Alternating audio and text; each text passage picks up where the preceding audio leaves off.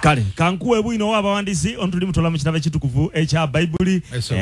Paulo omutume ebbaluwa gy'awandikira abakolinso esooka 1 Corinthians chapter 7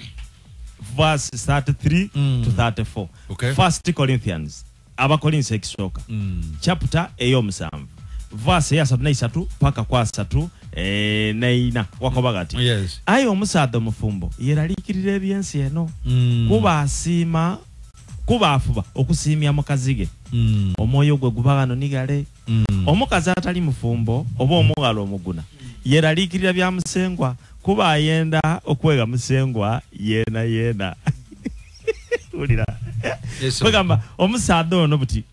byalinga takali kubayiza nga kimwikika kata ku okubetinga emipiira gye aba yeraliikirira byaki byansi ayi kano kyamala okubayiza omukazi omwoyo gulina okuba nga guli ku mukazige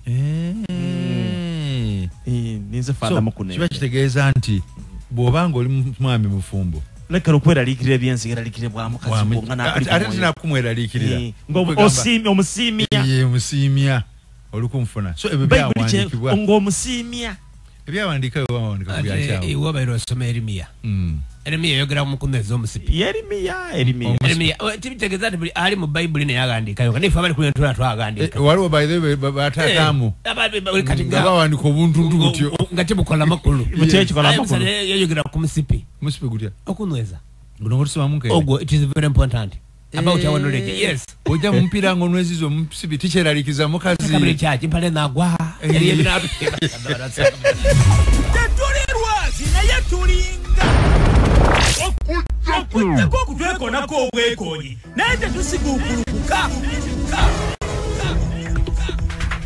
tegeza akolabe ate kyekitali NBS